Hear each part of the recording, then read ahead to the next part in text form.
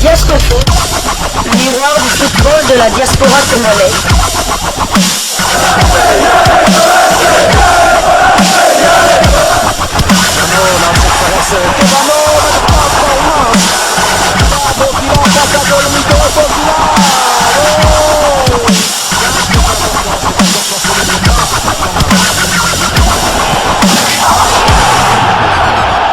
Diascofoot, le miroir du football de la diaspora congolaise.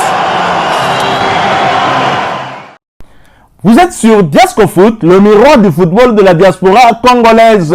Diascofoot vous dit bonjour, tout le plaisir est pour nous de vous retrouver, mais surtout de savoir que vous êtes nombreux en train de suivre votre chaîne YouTube dédiée uniquement aux footballeurs de la diaspora congolaise.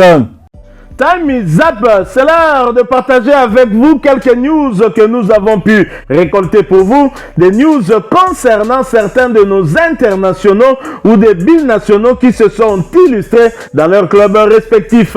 Et pour le numéro d'aujourd'hui, nous allons le débuter du côté de la Turquie où l'on jouait l'avant-dernière journée de la Super League, championnat turc de première division, où Fenerbahçe qui recevait l'Antalyaspor l'a battu sur le score de 2-0. Christian Luyendama n'était pas sur la feuille du match pour sa 14e fois consécutive et son équipe après ce revers à l'extérieur est 14e du championnat avec 10 victoires, 8 nuls et 16 défaites, 46 buts inscrits contre 53 encaissés. Quant à Christian Luyendama, son temps de jeu stagne à 386 minutes sur les 2880 minutes possibles. L'international congolais n'a participé qu'à 6 des 32 matchs de son équipe avec à la clé une passe décisive délivré. Nous quittons Christian Luyendama et l'Antalyaspor, mais nous restons toujours en Super League turque pour le compte de cette avant-dernière journée. L'Alanyaspor qui recevait Kazimpas a chuté à domicile sur le score d'un but contre 3. Arnaud Lusamba qui a débuté ce match sur le banc a fait son entrée en jeu à la 71e minute. Et son équipe, après ce revers à domicile, occupe la 11e place du championnat avec 11 victoires, 8 nuls et 16 défaites. 53 buts inscrits contre 65 encaissés. Quant à Arnaud Lusamba, il a porté à 1624 minutes son temps de jeu sur les 3150 minutes possibles. L'international congolais a participé à 30 des 35 matchs avec son club avec à la clé un but inscrit et une passe décisive délivrée. Prochain rendez-vous pour l'Alanyaspor, toujours en Super League turque pour le compte de la dernière journée, ce sera le déplacement sur le terrain Trabzonspor. Ce match est prévu pour le samedi 4 juin 2023 sous le coup de 17h heure de Kinshasa. Nous quittons la Turquie, nous allons cette fois du côté de l'Hexagone en France où nous allons une fois de plus parler du demi-dieu congolais Chancel Mbemba Mangulu qui n'arrête pas en tout cas de se distinguer dans le championnat français de première division. En effet, Chancel Mbemba Mangulu est dans l'équipe type de la 37e journée de Ligue 1 des fans. Félicitations au Mwanamboka. Et justement, le capitaine des Léopards, le demi-dieu congolais, l'homme appelé Boulot Palais, a reçu son trophée Marc-Vivien Infoé.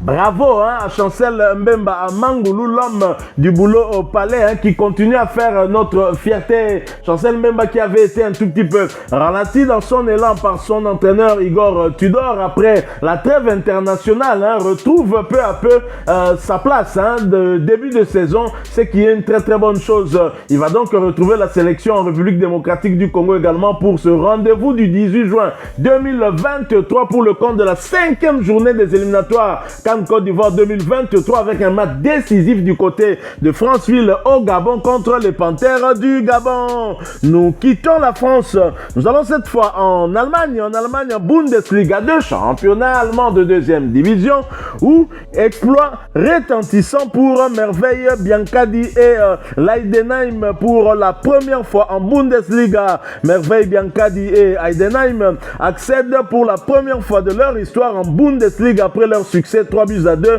face à Regensburg dans les dernières minutes de la 34e et ultime journée du championnat. C'est au cours d'un scénario complètement fou que cette accession a été obtenue. Il court courait derrière le score qui était d'un but contre 2 jusque dans les dernières minutes de cette explication pour renverser la tendance en l'espace de 6 minutes. D'abord à la 93e minute, ensuite à la 99e minute. En cas de défaite ou de nul, ils allaient laisser leur place à Hambourg qui s'imposait sur le terrain de San Hossein 0 but contre 1 et les supporters du club y ont cru avant le retournement de la situation du côté de Regensburg. De son côté, le jeune milieu défensif a été en difficulté durant toute la saison. Il n'a disputé aucun match et n'a été convoqué qu'à 2 reprises en coupe pour être sur le banc des remplaçants. Une situation très difficile qui présage clairement son départ. Il devait normalement partir en début de saison, mais rien n'a été fait pour faciliter l'opération. Nous quittons l'Allemagne, nous allons cette fois en première division danoise où Kevin Tshembe et Brøndby font mordre la poussière à Nord-Jylland. Kevin Tshembe et son club se sont largement imposés devant la formation de Nord-Jylland en match comptant pour la 31e journée du championnat dans le groupe pour le titre et des places européennes.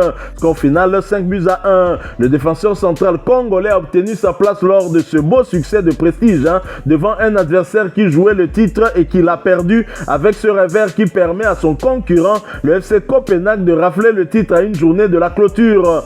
Pour Brøndby, l'équipe a sauvé sa place dans l'élite en participant déjà à ce groupe, bien qu'il y avait des possibilités d'aller chercher une place européenne la saison prochaine. Ils vont terminer la saison avec le déplacement sur le terrain d'Aarhus où ils sont obligés de l'emporter par 14-0 s'ils veulent prendre la place de leur adversaire et par ricochet une place européenne. Ce sera le dimanche 4 juin 2023. Inutile de vous dire que c'est une tâche qui s'avère très difficile, même si mathématiquement c'est pas impossible, mais c'est presque impossible. Alors nous poursuivons avec ces quelques informations qu'on a récoltées pour vous. Nous quittons le Danemark et sa première division. Nous allons du côté de l'Arabie Saoudite en deuxième division où Walter Boualia et Al Qadisiyah sauvent leur place avec un dernier succès devant Al Arabi. Walter Boualia et ses coéquipiers se sont imposés devant la formation d'Al Arabi en match comptant pour la 34e journée du championnat saoudien de deuxième division. Score final 3 buts à 2. Ce succès leur permet de se maintenir parce qu'ils étaient sous menace.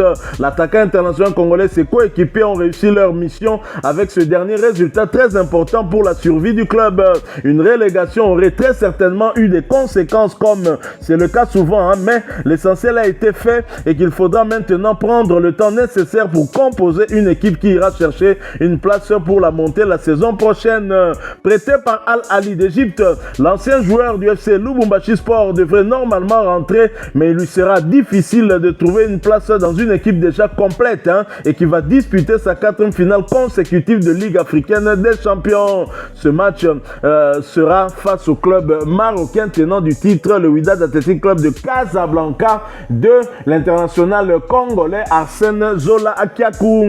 Nous allons donc terminer ces quelques informations que nous avons récoltées pour vous par des nouvelles des léopards. Nous allons dans la tanière de léopards, mais le léopard U20 où l'ancien international congolais Gabriel Zakwani a été nommé. L'ancien international congolais entre 2005 et 2017, Gabriel Zakwani est le nouveau sélectionneur adjoint des léopards U20. Cette information nous a été confirmée par le concerné lui-même sur son compte Twitter. Parole de Gabi Zakwani sur son compte Twitter. J'ai le plaisir de vous annoncer que j'ai rejoint l'équipe nationale et que j'ai accepté de devenir l'entraîneur adjoint de la RD Congo de moins de 20 ans. Au plaisir de jouer un rôle dans l'élaboration de l'avenir de notre beau pays. Voilà donc Gabi Zakwani qui va donc faire ses premiers pas avec la sélection U20 des léopards de la République démocratique du Congo. Nous lui souhaitons toutes les bonnes chances. Voilà, nous sommes arrivés à la fin de ce sujet. Si vous l'avez aimé, n'hésitez pas à nous laisser un maximum de j'aime. N'hésitez pas non plus à partager avec nous votre opinion. Si vous en avez une par rapport au sujet que nous venons de vous proposer, laissez-la nous à travers un commentaire. Abonnez-vous si vous êtes nouveau ou ancien que vous ne vous êtes pas encore abonné sur cette chaîne Diasco Foot parce que nous sommes le miroir du football de la diaspora congolaise. Et n'oubliez pas qu'en vous abonnant apparaîtra une petite cloche de notification. Cliquez dessus pour ne plus rien manquer des prochaines vidéos que nous allons vous proposer. Encore une fois, merci à vous, avec espoir de vous retrouver très bientôt avec un autre sujet d'actualité. En attendant, portez-vous bien et Diasco Foot vous dit au revoir.